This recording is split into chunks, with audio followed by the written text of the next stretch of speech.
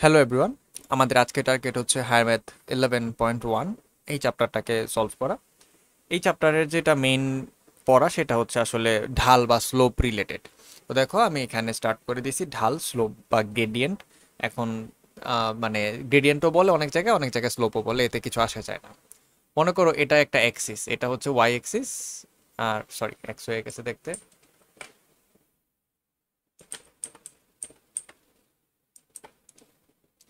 So এটা একটা Axis Y Axis আর এটা হচ্ছে এক্স অ্যাক্সিস। এইখানে একটা পয়েন্ট মনে করো এটা হচ্ছে পি, আর এইখানে একটা পয়েন্ট মনে করো এটা হচ্ছে কিউ। অবশ্যই তাদের কোঅর্ডিনেট আছে। তো ধরো পি এর কোঅর্ডিনেট গুলো হচ্ছে x1 y1 আর কিউ এরটা হচ্ছে x2 y2। এদের দুইজনকে যদি জয়েন করো তাহলে একটা লাইন হবে গ্রাফ পেপারে। দুইটা বিন্দু হইলেই সরল রেখা আঁকা যায়, আমরা জানি। তো একটা সরল রেখা আঁকতে দুইটা বিন্দু লাগে, আর একটা বৃত্ত আঁকতে অন্তত তিনটা বিন্দু লাগে নির্দিষ্ট করে আঁকতে গেলে। তো এই যে সরল রেখাটা আঁকলাম, এই সরল রেখাটার ক্ষেত্রে খেয়াল করো এই যে এক্স অক্ষ তার থেকে ধনাত্মক দিকে মানে এন্টি ক্লকওয়াইজ দিকে একটা অ্যাঙ্গেল করবে। অবশ্যই নিতে হবে এন্টি ক্লকওয়াইজ অ্যাঙ্গেল, এই অ্যাঙ্গেলটা হইতে হবে এন্টি ক্লক ওয়াইজ।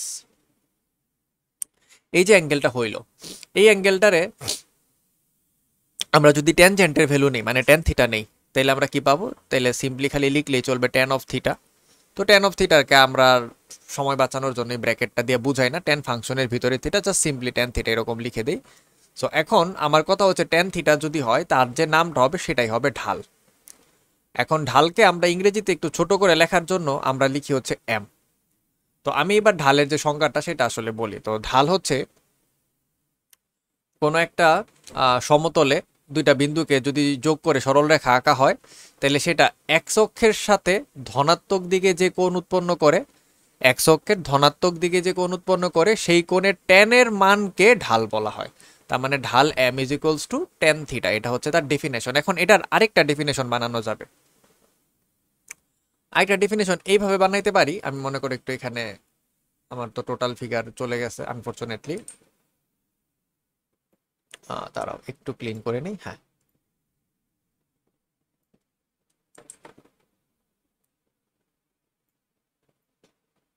হুম, এখানে খেয়াল করো আমি যদি একটা ট্রায়াঙ্গেল বানানোর চেষ্টা করি, ধরো পি থেকে একটা লাইন যদি আমি প্যারালালে এরকম করে এক্সটেন্ড করে নিয়ে আসি মানে সমান্তরাল ভাবে এক্স অক্ষের, আর কিউ এর সাথে যদি ওয়াই অক্ষ থেকে একটা সমান্তরাল লাইন আঁকার চেষ্টা করি ওয়াই এর সাথে সমান্তরালে, তাহলে দেখো তো এইখানে একটা সমকোণী ত্রিভুজ হয়ে গেল না?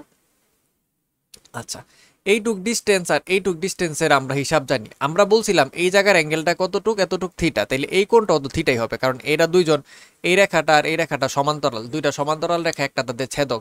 তাহলে পাশাপাশি যে কোণগুলো উৎপন্ন হয় তারা অনুরূপ কোণ, তাহলে এইটাও থিটাই হবে। তাহলে আমরা এই জায়গা থেকে এই বিন্দুটার নাম এম ধরে ত্রিভুজটাকে আলাদা করে নিয়ে আসি। আমার কাছে দেখতে এখন এরকম পি কিউ এম একটা ত্রিভুজ হইলো যেখানে এটা হচ্ছে থিটা। তাহলে এখানে ট্যান থিটা যদি আমরা সংজ্ঞা অ্যাপ্লাই করি, থিটা হবে কি লম্ব বাই ভূমি, তাহলে Q M divided by P M. এখন কিউ এম কত? কিউ এম হচ্ছে এইখানের পয়েন্টের দেখো ওয়াই কোঅর্ডিনেট ওয়াই টু, আর এই যে এই পয়েন্টের ওয়াই ওয়ান, তাহলে এই লাইন বরাবর প্রত্যেকটা পয়েন্টের ওয়াই কোঅর্ডিনেট ওয়াই ওয়ান, তাহলে এতটুকু ডিস্টেন্স হচ্ছে y two minus y one. তাহলে কিউ এম হচ্ছে y two minus y one, আর পি এম হবে তাহলে x two minus x one. আমরা ডিস্টেন্সের ফর্মুলা এই দূরত্বটা কেমনে বের করে অনেক সুন্দর করে দেখাই রাখছিলাম 11.1 যখন পড়াইছি, তাই এখানে আর মানে বারবার ব্যাখ্যা সহ লিখে সময় নষ্ট করলাম না, ঠিক আছে? তো এইখানে খেয়াল করে যে ট্যান থিটার যে এই মানটা পাইলাম, তাহলে এখানে আমরা এখন তিনটা জিনিস লিখতে পারি। তাহলে আমরা বলতে পারি ঢাল, যেটাকে আমরা এম দিয়া লিখতেছি, সেটা হচ্ছে এক্স অক্ষের ধনাত্মক দিকে সেই সরল রেখার কোণের উৎপন্ন কোণের ট্যানজেন্টের মান। সেটার পরিবর্তে হইতে পারে তাদের স্থানাঙ্কর ভাষায় তাদের উপরের বিন্দু স্থানাঙ্ক বিয়োগ নিচের বিন্দু স্থানাঙ্কর ওয়াই এর পরিবর্তন, এবং সেম ভাবে এক্স এর পরিবর্তন, sorry x two minus x one হবে। আচ্ছা, এইখানে একটা জিনিস চিন্তা করো, এখানে অনেকে কি করে y one minus y two x one minus x two লেখে। চিন্তা করো এখানে উপরে একটা মাইনাস কমন নিলে y one positive y two negative হবে, নিচে একটা মাইনাস কমন নিলে এক্স টুটা নেগেটিভ কিন্তু এক্স ওয়ান পজিটিভ হবে, তখন উপর নিচে মাইনাস মাইনাস কাটা যায়। তো এই জন্য অনেকে বইয়ের মধ্যে মাইনাসটাকে কেটে y one minus y two divided by x one minus x two এইভাবেও লিখে। এবং এটাকে আরেকটু ছোট করে, যেহেতু এটা দুইটা ওয়াই এর পার্থক্য, তাইলে এটাকে আমরা ডেল্টা ওয়াই আর এটাকে হচ্ছে ডেল্টা এক্স, মানে ওয়াই এর পার্থক্য আর এক্স এর পার্থক্য।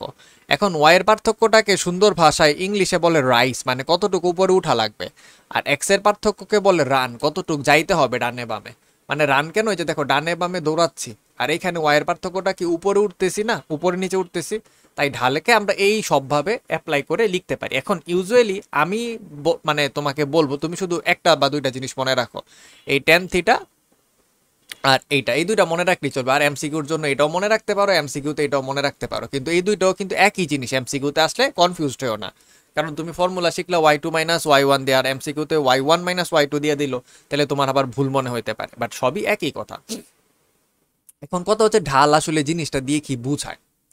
ঢাল বেসিক্যালি বুঝায় যে তুমি কি রেটে একটা জায়গায় অ্যাপ্রোচ করতে পারবা। সাপোজ ঢাল ভালো মানে হচ্ছে সে তাড়াতাড়ি যাচ্ছে, ঢাল খারাপ মানে হচ্ছে সে তাড়াতাড়ি যাইতে পারবে না। মনে করো আমি একটা এক্সাম্পল হিসাবে এই একটা লাইন ইমাজিন করাই তোমাকে, এটা একটা স্ট্রেট লাইন, এটা আরেকটা স্ট্রেট লাইন, আর এই দিক দিয়ে গেছে মনে করো আরেকটা স্ট্রেট লাইন। সাপোজ, যদিও পচা হয়ে গেছে এটা দেখতে, ভালো করে আঁকলে ভালো হতো। এইটা একটা স্ট্রেট লাইন, এইটা হচ্ছে আরেকটা স্ট্রেট লাইন, আর ধরো এই দিকে হচ্ছে আরেকটা স্ট্রেট লাইন।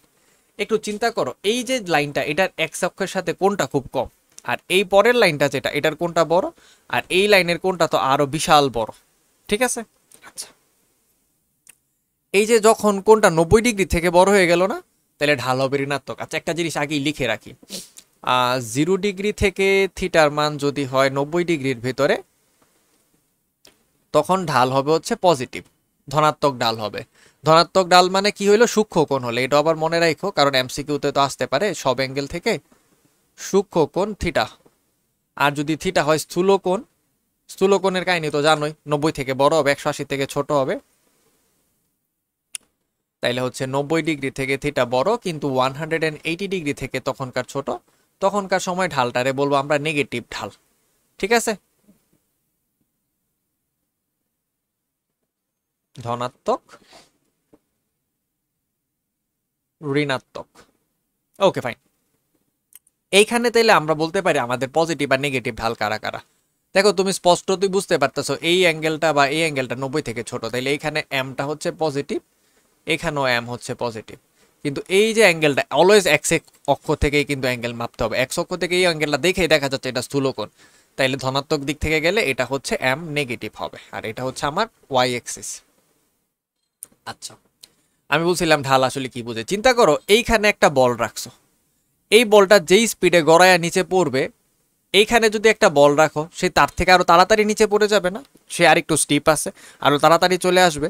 তো বেসিক্যালি বুঝতে আসো ঢাল বাড়া মানে এই জিনিসটা বোঝাচ্ছে, ঢাল যত কোণ বড় হবে তত বাড়বে। তারপরে হচ্ছে নেগেটিভ ঢালের জন্য আবার হিসাব আলাদা, নেগেটিভ ঢালের সাথে আসলে নিচের দিক থেকে তুমি চিন্তা করতে পারো, মানে নিচের দিক থেকে আসলে তুমি ইমাজিন করতে পারো, নিচে যদি একটা অবজেক্ট এইভাবে চিন্তা করো যে এই, এখন তো আমরা উপরের দিকে রাখছি ঠিক না, ধরো এই যে এইখানে যদি আমি রাখতাম, তাইলে দেখো সে এই দিকে চলে আসতো, এরকম টাইপের একটা বিষয়। বাট এটা দিয়ে আসলে এতটুকু বুঝাইতে পারতেছি ঢাল যত মানে পজিটিভ দিকে বড় হবে, আমি মোটামুটি বলতে পারি সেই মানটা তত তাড়াতাড়ি উপরে উঠতেছে, মানে সেই লাইনটা আরো বেশি খাড়া। এবং একটা সময় যখন থিটা 90 ডিগ্রি হয়ে যাবে, থিটা যদি হয় 90 ডিগ্রি, তখন ঢাল হবে অসংজ্ঞায়িত, অসংজ্ঞায়িত।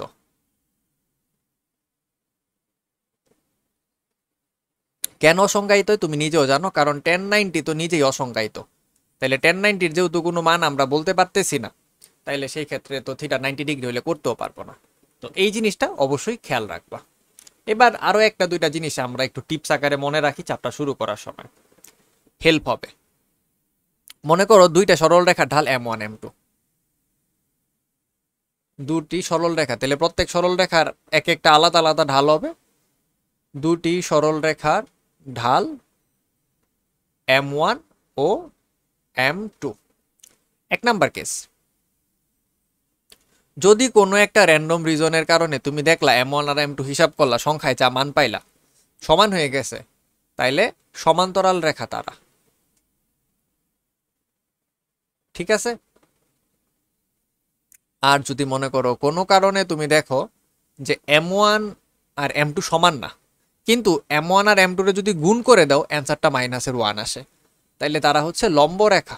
তার মানে ওই দুইটা রেখা একজন আরেকজনের উপরে লম্ব হয়ে যাবে।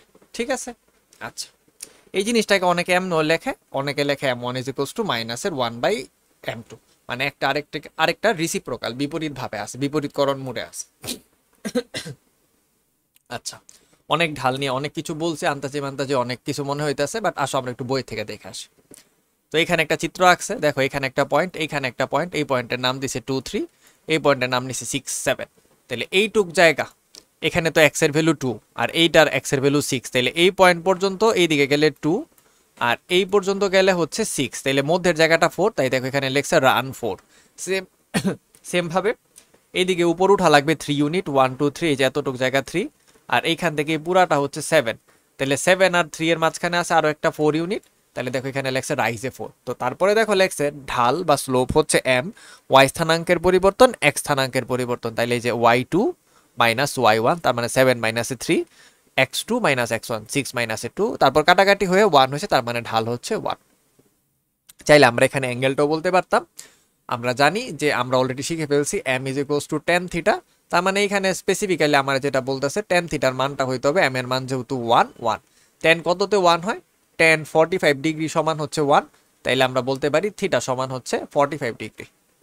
আচ্ছা, এই কথাটা এরকম করে লিখার পরিবর্তে আমরা তো অঙ্কর ভাষায় লিখতে হবে, আমি তো এখানে জাস্ট বোঝার জন্য মুখে মুখে করে ফেলছি। তুমি খাতায় ওই পাশে 1 এর জায়গায় মান বদলাবা, যেমন করে ত্রিকোণমিতিতে বদলাও, 1 এর পরিবর্তে লিখবা tan 45 ডিগ্রি, তারপরে নিচের লাইনে বলে দিবা theta is equals two 45 degree. ঠিক আছে? আচ্ছা, তো এখানে এটাই লেখছে যে কোনো সরলরেখা এক্স অক্ষের ধনাত্মক দিকের সাথে, মানে এন্টি ক্লকওয়াইজ, কথাটা খুবই ইম্পর্টেন্ট, ধনাত্মক দিকেই কোণ হইতে হবে, এন্টি ক্লকওয়াইজ অ্যাঙ্গেল হইতে হবে, এবং সেটার ঢাল হইলে সম্পর্ক হচ্ছে m is equals to tan theta. আর এখানে এটা বুঝতে পারছি যে ঢাল যেহেতু পজিটিভ 1, থিটা 45 ডিগ্রি, এটা একটা সূক্ষ্ম কোণ। আচ্ছা, এবার এখানে দুইটা অঙ্ক নিচে নিয়ে ঢাল করছে, আসো আমরা দুইটা অঙ্ক একটু করি, ঢালটা বের করি। একটা নাম্বার y2 মাইনাস y1, তাহলে আমার আসবে কি উপরে 6 মাইনাস 3, x2 মাইনাস x1, 3 মাইনাসের 2, তাহলে এটা হচ্ছে প্রথমটার জন্য ঢাল। তাহলে এইটা করে দাও, দিয়ে হচ্ছে তোমার কত আসবে, 3 আসবে। এইসব ওঠা নামা, এইসব হাঁটা, এইসব লিখতে হবে না, রাইজ রান লিখতে হবে না, তুমি জাস্ট এর আগে চাইলে এইটার পরিবর্তে লিখবা y2 minus y1, x2 minus x1, এটা লিখে দিলে ভালো।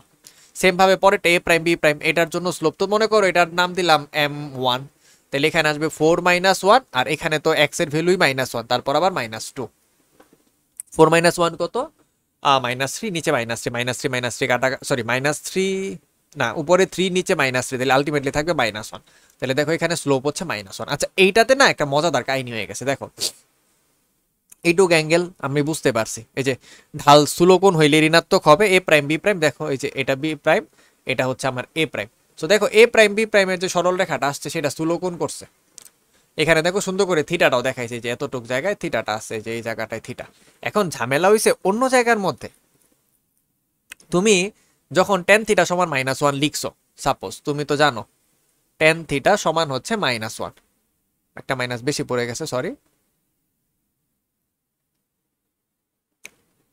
tan theta -1। এখন তুমি ফার্স্টে কি করছো জানো, তুমি ফার্স্টে এই মাইনাসটা রাইখা শুধু 1 কত তো সেটার জন্য লিখছো tan 45 ডিগ্রি, হায়ার ম্যাথ 4.8.3 এর মতো স্টাইলে। এবার tan 45 ডিগ্রি বা π/4 লেখার পরে তুমি খেয়াল করছো নেগেটিভ, এখন tan তো ফার্স্ট সেকেন্ড কোয়াড্রেন্ট দেখতে হবে, নেগেটিভ কই হয়, নেগেটিভ সেকেন্ড আর ফোর্থ কোয়াড্রেন্টে হয়। তো আমরা ফোর্থ কোয়াড্রেন্টে অ্যাঙ্গেল যাবো না, আমরা জানি আমরা যদি এন্টি ক্লকওয়াইজ ঘুরে আসি আমার অ্যাঙ্গেলটা সেকেন্ড কোয়াড্রেন্টে পড়বে, তাহলে আমাকে সেকেন্ড কোয়াড্রেন্টে অ্যান্সার দেওয়া লাগবে। তো সেকেন্ড কোয়াড্রেন্টে লেখার ফরম্যাট হচ্ছে tan 180 ডিগ্রি মাইনাস থিটা, এই ফরম্যাটে। তাহলে কত হইলো, tan এর মধ্যে 135 ডিগ্রি, তাইলে আমরা এখন বলতে পারবো আমার থিটা কত, 135 ডিগ্রি। সেম জিনিসটা তুমি চাইলে ক্যালকুলেটর দিয়েও করতে পারো, বাট একটা ঝামেলায় পড়তে পারো।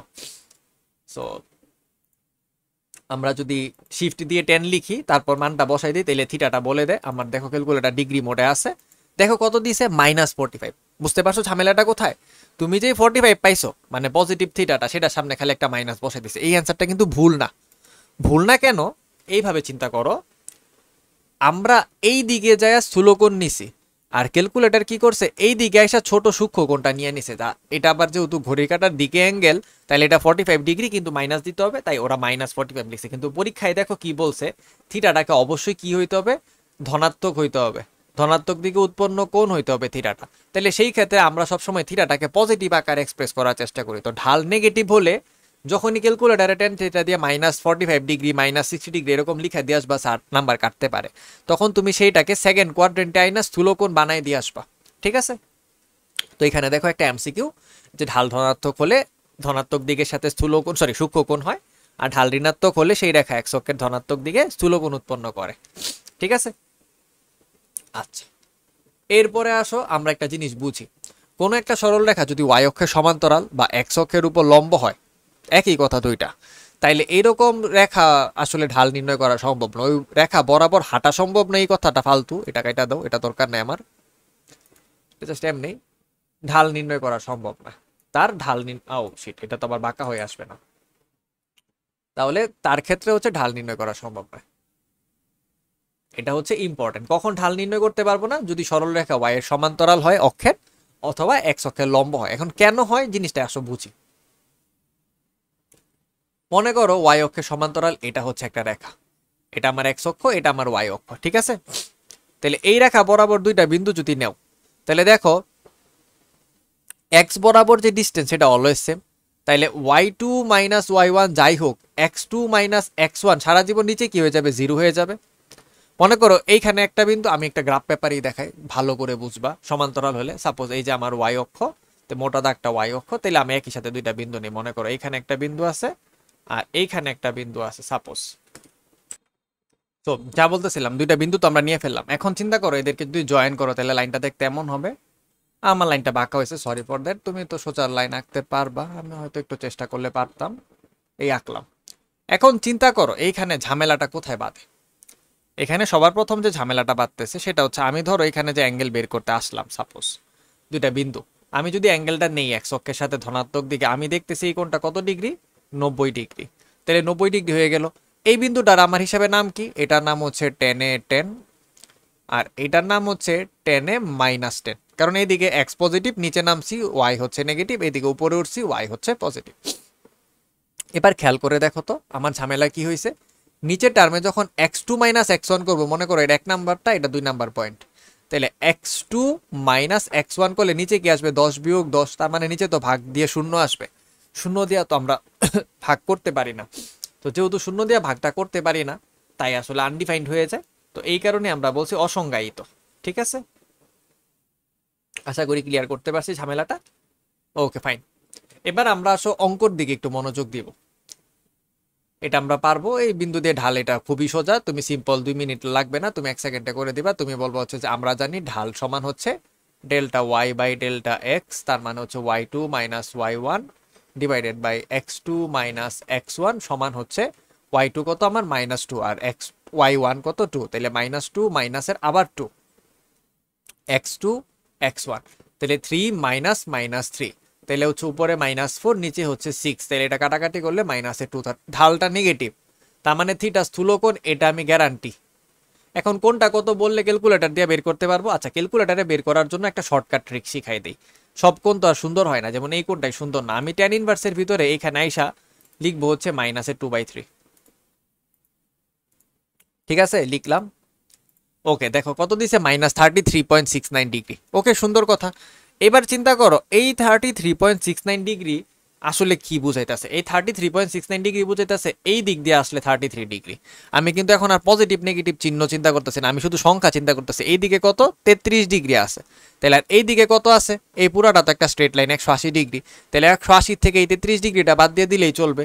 তো আমি যখনই দেখবো ঢালটা ঋণাত্মক আসছে, আমি সুন্দর করে থিটাটা বের করার জন্য ক্যালকুলেটরে জানো কি করব, আমি জানি এটা নেগেটিভ আসবে, তো আমি লিখবো 180 বিয়োগ, তারপরে এইখানে একটা ব্র্যাকেট দেওয়ার আগে চিন্তা করো এই অ্যাঙ্গেলটা তো নেগেটিভ আসছে, তাহলে এটাকে ট্যাকেল করার জন্য আমরা এখানে যোগ দিয়ে দিলেই হয়ে যাবে।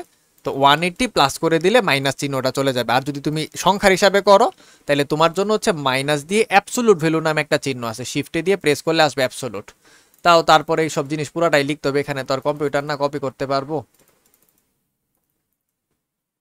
এইখানে যখনই নেগেটিভ আসবে তখন তার অ্যাবসোলুট ভ্যালুর ভিতরে নিয়ে যাবা, তারপরে টেন ইনভার্স দিয়ে -2/3 লিখে দাও, 2/3। এবার দেখো ইকুয়াল দাও, এই যে দেখো 100 কত আসছে 46.30, তাহলে এই যে কোনটা আসছে এটা টেনের ভিতরে বসাই, দেখো টেনের ভিতরে এই অ্যান্সারটাকে ইনপুট করো, দেখো -2/3 আসবে। ঢাল মিলছে, মিলে গেছে। তুমি ভেরিফাইও করতে পারলা হয়েছে কিনা। তো তোমার যেটা ভাল লাগে, তুমি যদি চাও আগে অ্যাঙ্গেলটা বের করে -33, তারপরে শুধু 33কে 180 থেকে বিয়োগ করে বসাই দিতে পারো। আর না হলে ওই যে ওইভাবে যেরকম এখানে করে দেখাইছি এই স্টেপটা করতে পারো। এখন পরীক্ষায় একটা জিনিস খেয়াল রাখবা, পরীক্ষায় না মানে জ্যামিতির ক্ষেত্রে ত্রিকোণমিতি প্রয়োগ করে এই লাইনটা লেখাটা স্যাররা পছন্দ করে না। তো পরীক্ষার ক্ষেত্রে খাতায় তুমি এই লাইনটা আর এই লাইনটা লিখবা না। আমি বুঝাইতে পারছি কথাটা? তুমি এই দুইটা লাইন কমপ্লিটলি মনে মনে করবা এবং এই -1 লিখার পরের লাইনে লিখে দিবা tan 135 কোত্থেকে পাইছি। আরে স্যার আপনি তো জানেন tan 135 দিলে -1 হয়, বুঝাইতে পারছি? তবে করলে যে ভুল হয়ে দেখাই দিলে তা না, বাট আমরা কখনো কোথাও দেখাইতে দেখি না, তাই আমরাও দেখাবো না। ঠিক আছে? আচ্ছা, এবার আমরা একটা নতুন একটা কনসেপ্ট করব, তিনটা বিন্দু সমরেখ হবে কিনা। তিনটা বিন্দু সমরেখ, সমরেখ মানে কি একই রেখার উপরে। তো আমরা একটা অক্ষরেখা নিলাম, নিয়ে মনে করো একটা বিন্দু, দুইটা বিন্দু, তিনটা বিন্দু। আমাকে জিজ্ঞাসা করছে যে এই তিনটা সমরেখ মানে একই রেখার উপরে পড়বে কিনা। চিন্তা করো যদি একই রেখার উপরে পড়তো তাইলে একটা জিনিস খেয়াল করে দেখো তো, প্রথম দুইটা দিয়ে আমি যদি রেখাটা আঁকতাম যেই লাইনটা হইতো, দ্বিতীয় দুইটা দিয়েও যদি রেখা আঁকতাম সেম লাইনই হইতো। অথবা যদি আমি প্রথমটা আর তৃতীয়টাকে নিয়ে যোগ করে দিতাম, দিয়ে তারপরে লাইন আঁকতাম, লাইন সেম হইতো। তাহলে প্রত্যেকবার এক্স অক্ষের সাথে কোনটা সেম হইলো, কোন সেম মানে তার টেনের ভ্যালুটাও সেম হবে, টেন থিটা অলওয়েজ সেম হবে, টেন থিটা অলওয়েজ সেম হবে। তাইলে আমি বলতে পারি তিনটা বিন্দু যদি এরকম ভাবে দেওয়া থাকে এ বি সি, তারা সমরেখ হবে যদি তাদের ঢালগুলা সমান হয়। এখন ঢাল কেমনে দেখবো আমরা?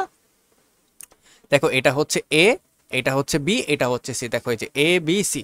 এবার খেয়াল করো, এটাও করছে কি এ বি এর ঢাল, এইটুক জায়গা হচ্ছে এম এ বি মানে ঢাল অফ এ বি। আর এইটুক জায়গা যেটা করছে সেটা হচ্ছে ঢাল of BC, m B C. ঠিক আছে? আচ্ছা, তাইলে আমার যুক্তি হচ্ছে এ থেকে বি পর্যন্ত যেই ঢাল মানে যেই অ্যাঙ্গেলটা হয় ট্যানজেন্ট করে, বি থেকে সি পর্যন্ত যোগ করলো যদি সেম থিটাটাই পাই ট্যানজেন্টের জন্য, সেম অ্যান্সারই আসে, তাইলে তারা সমরেখ হইতে পারবে। তাহলে এইখান থেকে আমরা একটা যুক্তি দ্বারা করায় রাখি, এ বি সি বিন্দু তিনটি সমরেখ হলে, এ বি সি সমরেখ হলে ঢাল এ বি সমান হচ্ছে ঢাল অফ বিসি। এখানে অ্যাপ্রক্সিমেট আইডিয়া হচ্ছে এ, তারপর বি, তারপর হচ্ছে সি, এরকম করে আছে। এখানে আরো একটা টেকনিক আছে, এখানে একটা মানে জিনিস বুদ্ধি অ্যাপ্লাই করতে পারি। দেখো তিনটা রেখা সমরেখ হয়ে গেলে তাদেরকে দিয়ে তো ত্রিভুজ করা যাবে না, এটা যেমন একটা সহজ উপায়। এছাড়া আরেকটা উপায় আছে, হচ্ছে তাদের দ্বারা যে গঠিত ক্ষেত্রফল হবে ত্রিভুজ এবিসি এর ক্ষেত্রফল সমান 0 হবে। তো 0 আসলে কেমনে হইলো? ত্রিভুজ এবিসি এর ক্ষেত্রফল তো তুমি জানো, এই যে হাফ আসবে, তারপরে x1 y1 x2 y2, তারপর হচ্ছে x3 y3, আবার লাস্টে x1 y1 লিখে তারপরে ইকুয়ালস টু 0। যদি এটাও সত্য হয় তাইলে হবে। তো তিনটা বিন্দুকে সমরেখ দেখানোর একটা হচ্ছে ঢাল দিয়ে উপায় আছে, আরেকটা হচ্ছে ক্ষেত্রফল দিয়ে উপায় আছে। তোমার যেটা ভালো লাগে সেটা তুমি করলেই চলবে। ঠিক আছে? মানে এখানে কোনো বাধ্যবাধকতা নাই। তবে আশা করি ক্ষেত্রফল করার থেকে দুইটা ঢাল সিঙ্গেল লাইনে কইরা ফেলা বেশি সোজা। আর যখনই দেখবা variable x y z t বা পি এইসব কিছু থাকবে কোয়েশ্চেনে, তখন তার ক্ষেত্রফল বের করে তুমি জিরো করার থেকে মনে হয় যে তোমার দুইটা মানে সিম্পল দুইটা লাইন লিখে ঢাল বের করে এক লাইনে অঙ্ক শেষ করে দেওয়াটা বেটার। আশা করি এটা তুমি বুঝতে পারছো। এবার আমরা আসলে অনুশীলনীর অঙ্কতে চলে যাব, এখন কিছু অঙ্ক করব। নিম্নের প্রতিটি ক্ষেত্রে এ ও বি বিন্দুগামী সরল রেখার ঢাল নির্ণয় করো। আমি একটা অঙ্ক আগে করি, সাপোজ খ আর ঘ এই দুইটা আমি করে দিচ্ছি, বাকিগুলা তুমি করবা। গ নাম্বারটা চাইলে করতে পারো, গ নাম্বারটা আমি দেখাই দিব না, যাও। খ এর জন্য আমি ধরো শুরু করব, আমরা এখানে দেওয়া আছে এ এত বি এত, তারপরে ঢাল হচ্ছে এম এ বি সমান y2 minus y1 divided by x2 minus x1। এবার মান বসাইতে হবে। আমার y2 কত? -1, মাইনাসের y1 কত? 5, x2 কত? -1, মাইনাসের x1 কত? 3। তাহলে এখানে উপরে হচ্ছে -6, নিচে হচ্ছে -4, কাটাকাটি করলে 3/2 হবে। তাহলে একটা পায়ে ফেললাম। খ নাম্বার অঙ্ক শেষ। এবার আসো আমরা গ নাম্বার অঙ্ক করতেছি। তো যেহেতু আমার এখানে সেম জিনিস আমি চাইলে মুছতে পারবো, তুমি আবার নতুন করে খাতায় লেখা শুরু করে দিবা। তো এবার গ নাম্বারে দেখো, এখানে y2 কত? t, তাহলে এখানে আসবে t মাইনাস t, আর নিচে কি আসবে? টি স্কোয়ার মাইনাস টি। আচ্ছা চিন্তা করো, টি মাইনাস টি কত? 0, আর নিচে যা মন চায় তাই থাকুক, থাকলো ওটা পয়রা টি স্কোয়ার মাইনাস টি। 0 রে যা খুশি তাই দিয়া ভাগ দিই, উত্তর কত হবে? 0। তার মানে এটা ঢাল কত? 0। আচ্ছা কোনো কিছু ঢাল 0 এটা দিয়ে কি বোঝায়? কোনো কিছু ঢাল 0 মানে হচ্ছে সে এক অক্ষের সাথে সমান্তরাল বা এক অক্ষের উপর দিয়ে যাচ্ছে। ঠিক আছে? ক্লিয়ার? মানে ঢাল শূন্য মানে থিটাও তো শূন্য হবে, কারণ ট্যান থিটা জিরো কখন হয়, ট্যান জিরোতেই তো জিরো হয়।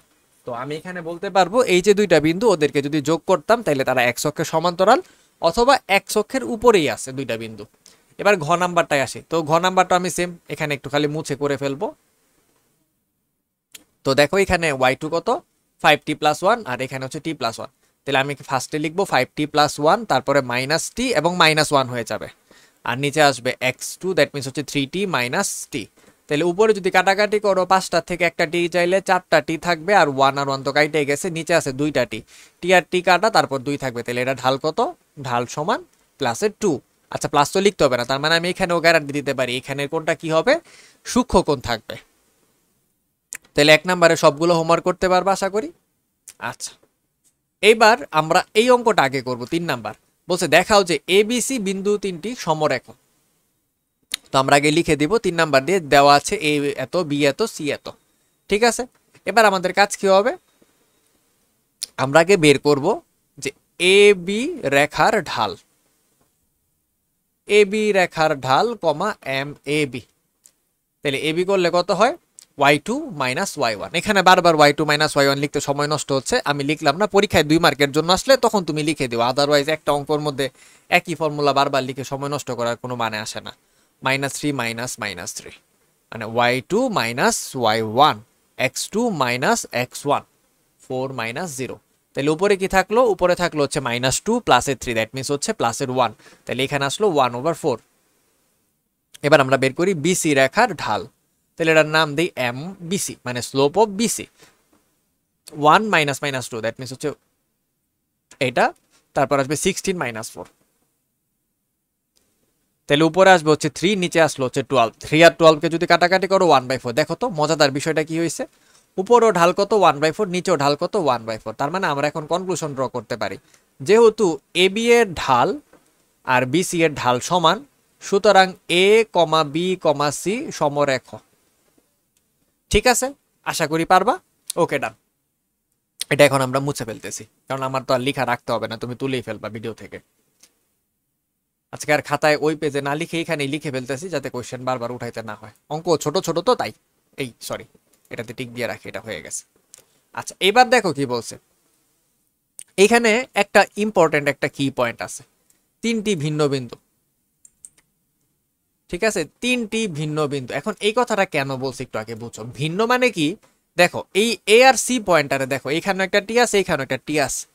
ঠিক আছে, এখন সাপোজ 3টা বিন্দু আমি বললাম, এখন 3টা বিন্দু যদি একই বিন্দু হয় তাহলে সমরেখ করার দরকার কি আছে, আমি তো শুরুতেই বলতে পারি 3টা একই বিন্দু, তাহলে একই জায়গায় পড়ে গেল, তাহলে তো আর সমরেখ করার দরকারই নেই, টেস্ট না করে বলতে পারি যে এটা সমরেখই হবে, ঠিক না?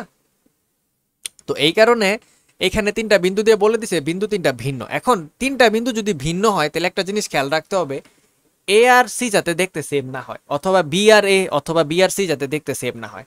এখন প্রথমত আমি তো অনেকবার এসব অঙ্ক করে ফেলছি, আমার একটা ইনটুইশন আছে, আমি বুঝতেছি, সেটা হচ্ছে এইখানে টি যেটা এইখানেও টি সেম।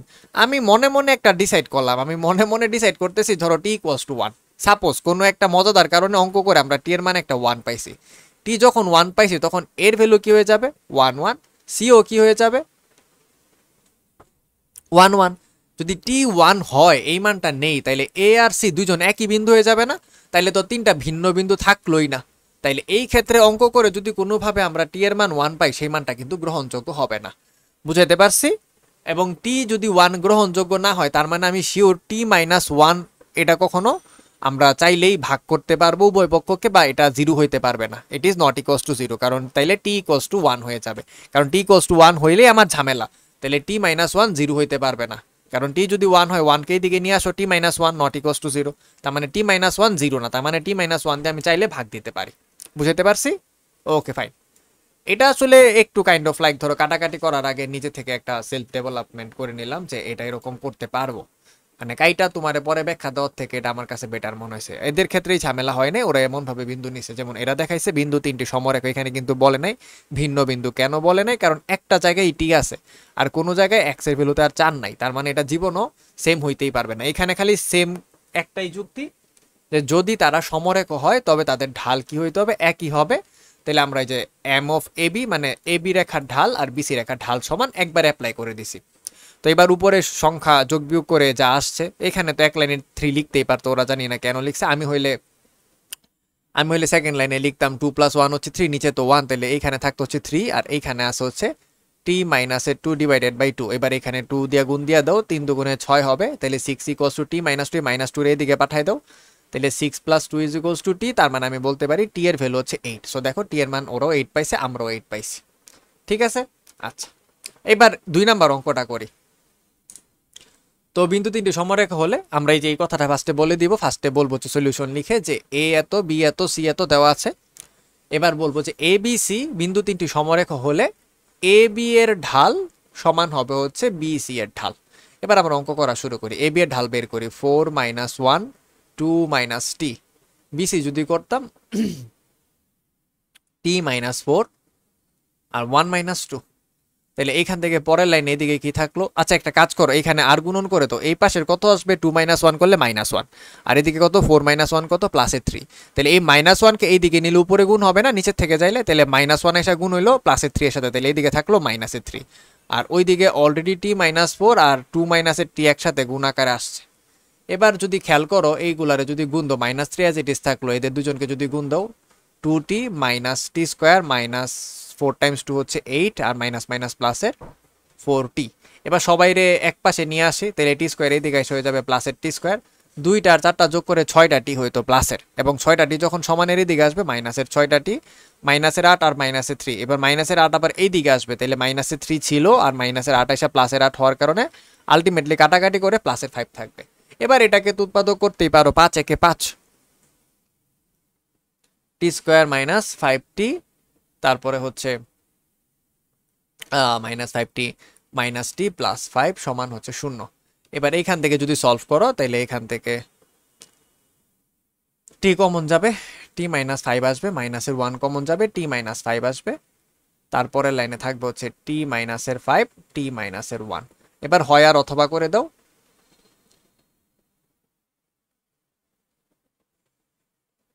হয় t - 5 = 0, অথবা হচ্ছে t - 1 হচ্ছে 0। তাহলে এইখান থেকে আমরা t এর একটা মান পাবো 5, আর এইখান থেকে একটা মান পাবো t এর মান হচ্ছে 1। এবার আমরা আমাদের পুরানো হিসাবে চলে যাই। আমরা জানি যে এইখানে একটা জিনিস ঝামেলা, t এর মান কি হইতে পারবে না, 1 হবে না। কেন হবে না? গ্রহণযোগ্য নয়, গ্রহণযোগ্য নয়, কারণ a c ভিন্ন বিন্দু। প্রশ্নে বলছে, প্রশ্নে বলে দিছে ভিন্ন হইতে হবে, সুতরাং আমাকে অবশ্যই t এর ভ্যালু 1 কে গ্রহণ করা যাবে না, কারণ গ্রহণ করলে a আর c একই হয়ে যায়। আশা করি এটা পারবা। ওকে, এবার আসো আমরা এই অঙ্কটার পরে একটা অন্য অঙ্কতে যাচ্ছি। এই যে অঙ্কটা স্টেপ বাই স্টেপ তুমি খাতায় আশা করি তুলে ফেলছো, পজ করে না হলে আরেকবার সময় নিয়ে তুলে নাও, আমি মুছে ফেলতেছি, কারণ আমি স্পেসটাকে ইউটিলাইজ করবো। আমার তো আর এখানে ওই পেজে লেখা হচ্ছে না, তাই হচ্ছে আমি এখানে স্পেস ইউটিলাইজ করতেছি।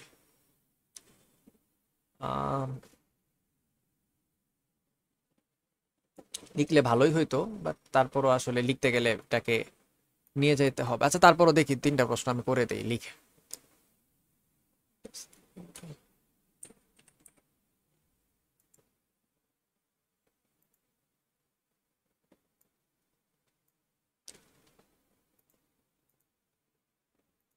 দেখি এই 3টা অঙ্ক আমি লিখে লিখে এখানে রাখি।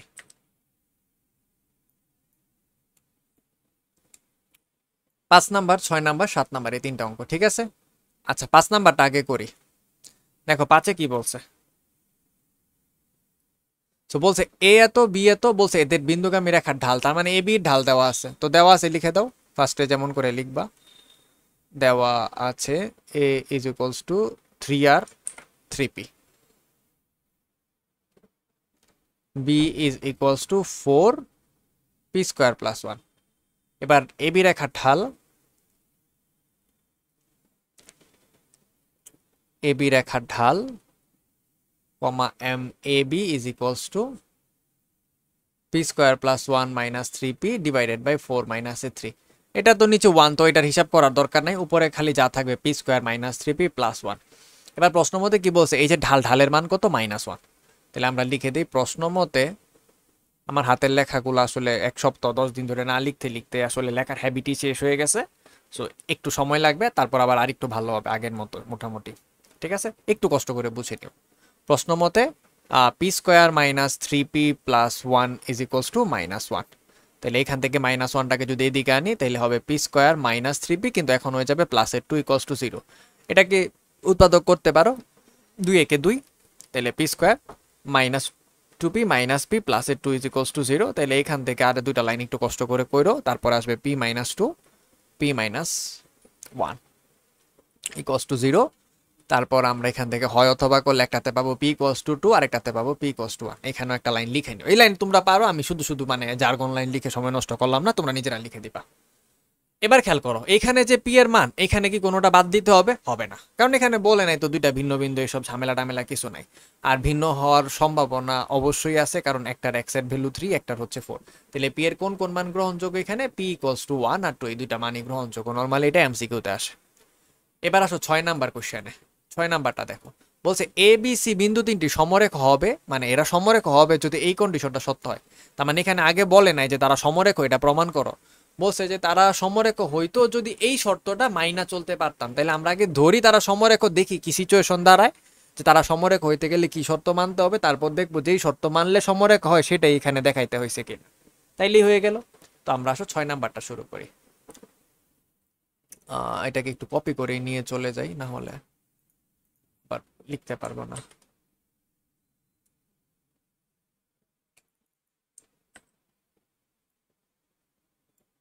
ব্যাস, সো আমরা এটা করতেছি এখন।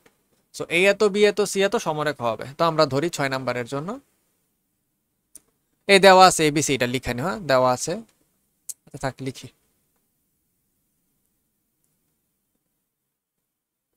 দেওয়া আছে এ হচ্ছে স্মল এ জিরো, বি হচ্ছে জিরোতে স্মল বি, আর সি হচ্ছে ওয়ানে one.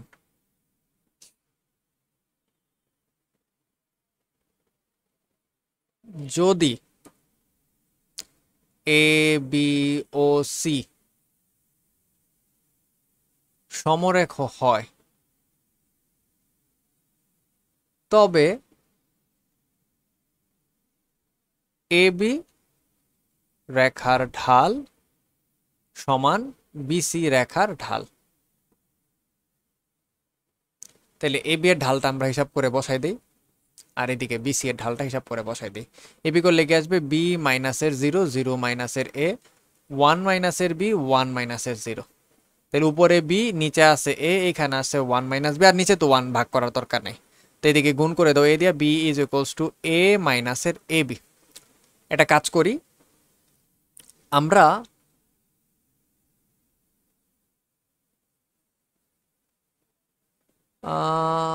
If I am not wrong, আমি কিছু একটা ভুল করছি। ইয়াপ, এখানে মাইনাসের এ ছিল, জিরো মাইনাসের এ হবে। এই মাইনাসের এ ওয়ানের সাথে গুণ দিলে মাইনাসের এ হবে, তারপর এখানে প্লাসের এ বি হবে। এই জন্যই বলতেছি যে একটা চিহ্ন কম বেশি লাগতেছে কেন দেখে। সমান হচ্ছে মাইনাসের এ প্লাসের এ বি, কারণ জিরো মাইনাসে, তাহলে এটা তো মাইনাসই থাকবে। তারপর মাইনাস এ ইন্টু ওয়ান মাইনাসের এ, আর মাইনাসের এ ইন্টু মাইনাস বি প্লাসের বি হয়ে যাবে। ঠিক আছে,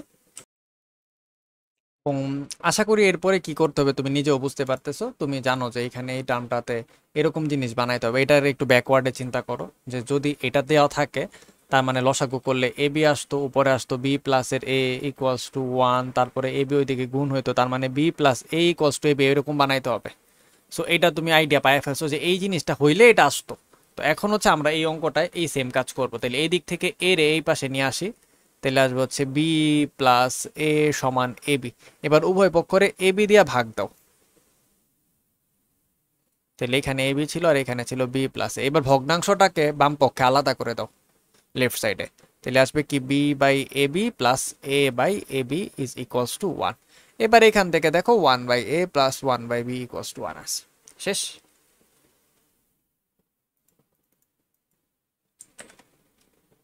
এবার আমরা 7 নাম্বার কোশ্চেনটা করি। এ দেওয়া আছে, বি দেওয়া আছে, সি দেওয়া আছে, সমরেখ হলে প্রমাণ করো a plus b equals to zero. তো আমরা একটা কাজ করি, আমরা হচ্ছে এখান থেকে একটু চিটিং করে কপি মেরে নিয়ে যাই এইটুক জায়গা, আসলেও ভালো হবে না।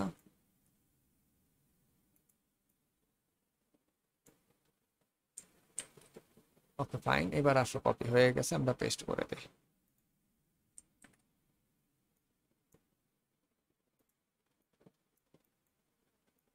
7 নাম্বার।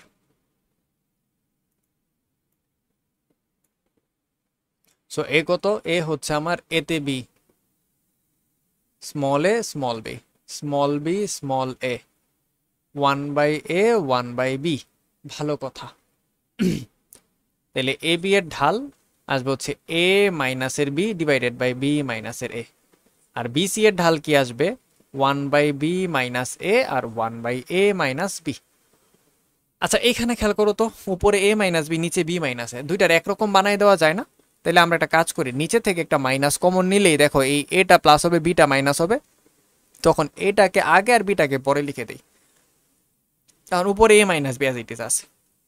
এই পাশে আসলে কিছু করার নাই, এই পাশে লসাগু নিলাম, উপরের ভগ্নাংশের জন্য বি আছে, নিচে লসাগু আসবে বি, তারপর বি আর এ গুণ হবে, এইখানে হয়ে যাবে এ বি আর উপরে থাকবে 1, আর নিচে যেটা আছে তার লসাগু আসবে এ, প্রথমে 1 ঠিকই থাকবে, পরে আসবে এ বি।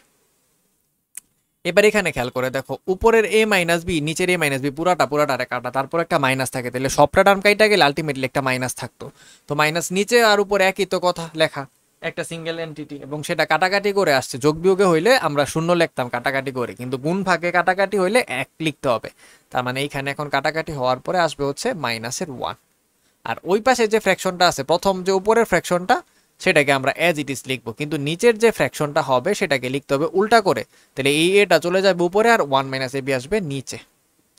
এবার খেয়াল করে দেখো তো, এইখানেও আছে 1 মাইনাস এবি, এখানেও আছে 1 মাইনাস এবি, তাহলে এইটা আর এটা একজন আরেকজনকে কেটে দিলে এখানে কি থাকলো? এ ডিভাইডেড বাই বি, আর এখানে কি আছে? মাইনাসের 1। এবার এই বি কে এইদিকে গুণ দিয়ে দাও, তাহলে মাইনাস বি ইকুয়ালস টু এ। এবার এই বিটাকে এই পাশে পাঠাই দাও, তাহলে এইভাবেও চিন্তা করতে পারো এ ইকুয়ালস টু মাইনাস বি। তারপরে চিন্তা করো বিটাকে এইদিকে নিয়ে আসছো, তাহলে কি আসবে? এ প্লাসের বি, আর ওইদিকে তো এখন আর কিছু নাই, 0। তাহলে দেখো এটাই দেখাইতে বলছিল, শর্ট প্রুফ যা লাগবে লিখে দিও, শেষ। ওকে, এবার আস আমরা অনুশীলনীতে চলে যাই। তো আমরা এটা এটা এটা তিনটাই করে ফেলছি। এটা সমরেখ হলে টি এর মান নির্ণয় করে এরকম একটা অঙ্ক করে দেখাইছি। এগুলো সব 1 থেকে নিয়ে এই 7 পর্যন্ত, তার সাথে হচ্ছে উদাহরণ 18, 19, এইগুলো হচ্ছে হোমওয়ার্ক। এখানে কি বলছে? এটা 4টা ভিন্ন বিন্দু বলছে, এ বি এবং সিডি রেখা সমান্তরাল। আমি অলরেডি বলে দিচ্ছি সমান্তরাল মানে কি, এ বি এর যা ঢাল হবে সেটাই হবে সিডি এর ঢালের সমান। তাহলে আমরা আগে এ বি রেখার ঢাল বের করব। দেখো ওরা এ বি রেখার ঢাল বের করছে, এই লাইনটা লেখছে, লেখার পর উপরে কাটাকাটি করে একটা টি থাকছে, আর টি স্কোয়ার মাইনাস টি থেকে একটা টি কমন নিলে এরকম আসে। এবার দেখো এইখানে টি আর এইখানে টি কাটা যায়, কাটলে উপরে 1 থাকে। এখন এই মাইনাসটা আসলে কি করছে ওরা? উপরে না দিয়ে মাইনাসটাকে আবার নিচে গুণ দিয়ে দিছে, দিয়ে এই 1টাকে প্লাস টিটাকে মাইনাস করে লিখে দিছে একবারে। আবার সেম ভাবে সিডি রেখার ঢাল বের করছে, ওইখানে কাটাকাটি করার পরে এই জিনিসটা আসছে। তারপর যেহেতু তারা দুজন সমান্তরাল বলছে, সমান্তরাল বললে কি হবে? দুইটা ঢালকে সমান ধরা লাগবে, তাহলে দুইটা ঢাল সমান, তাহলে সমান্তরাল বলার কারণে এই লাইনটা লিখছে। লিখার পরে হচ্ছে এবার ক্রস মাল্টিপ্লাই করা লাগবে, আর গুণ না করলে তো সলভ করতে পারবো না আমরা। তো এই দিকে আর এইদিকে ক্রস মাল্টিপ্লাই করে দিছে, তাহলে এই 1 মাইনাস টি এখানে 1 মাইনাস টি এর সাথে গুণ হয়েছে, আর 1 এর সাথে আসছে 3 মাইনাসের টি, আর দুইটা 1 মাইনাস টি গুণ করে 1 মাইনাস টি হোল স্কোয়ার। তারপরে 1 তো সামনে না লিখলেও চলতো, তো বইয়ে কি করছে? স্কোয়ারের টার্মটাকে আগে লিখে এটাকে পরে লিখে দিছে। এটা করলেও কোনো সমস্যা নেই, তুমি করতে পারো। তারপর হোল স্কোয়ারটা ভাঙ্গায় এই টার্মটা আনছে, তারপর সবাইরে সমানের এক পাশে আনছে, তারপর একটা দ্বিঘাত সমীকরণ হয়েছে, মধ্যের দুইটা লাইন ওরাও দেখো বইও স্কিপ করে দিছে, জানে তোমরা এটা পারবা। সো এখানে হয়েছে -2t আর হচ্ছে প্লাসের টি নেওয়া লাগবে। এখানে আসবে টি স্কোয়ার -2t প্লাসের টি, তারপর আসবে -2 = 0, তারপর উৎপাদক করবা, করলে টরলে এখানে আসবে হচ্ছে টি মাইনাসের 2, আরেকটা আসবে হচ্ছে টি প্লাসের 1, তারপরে এখানে = 0। এবার হয় অথবা করলে টি এর একটা ভ্যালু আসবে 2, একটা ভ্যালু আসবে টি -1। ঠিক আছে, এবার খেয়াল করে দেখো, এখানে কিন্তু বলছে সম্ভাব্য মান নির্ণয় করো, তো আমরা পায়ে ফেলছি মান কি কি হতে পারে? 2 আর 1। তো দেখো ওদেরও 2 আর 1 আসে। তো আশা করি এগুলো কোনোটা করতে তোমার কোনো সমস্যা হবে না। এখানে 11.3 নাম্বার চ্যাপ্টার শেষ। আশা করি তোমরা কোনো রকম ঝামেলা করবা না। আই রিপিট, এই চ্যাপ্টার থেকে কতে বেশিরভাগ ক্ষেত্রে ঢাল ঋণাত্মক দিয়ে বলবে কোন নির্ণয় করতে, তখন কোনটা স্থূলকোণ এবং পজিটিভ বানাই দিয়ে এসো কষ্ট করে মনে করে। আর এই সেম কোয়েশ্চেনটাই সমান্তরাল না হয় যদি লম্ব বলতো, তাইলে আমরা কি করতাম? দুইটা ঢালকে গুণ করে =1 লিখতাম, এতটুকুই পার্থক্য। ঠিক আছে, সমান্তরাল বই একটা অঙ্ক আছে, লম্বর কোনো কিছু নাই, লম্ব হবে এরকম সম্ভাব্য মান রিলেটেড কোয়েশ্চেন দিছে না, কিন্তু আমি তোমাকে কনসেপ্ট বলে রাখলাম, লম্ব যদি হয় দুইটা ঢালকে গুণ করলে -1 হবে। সো আজকের মতো এইটুকুই থাকলো, এখানে 11.3 শেষ। Best of luck.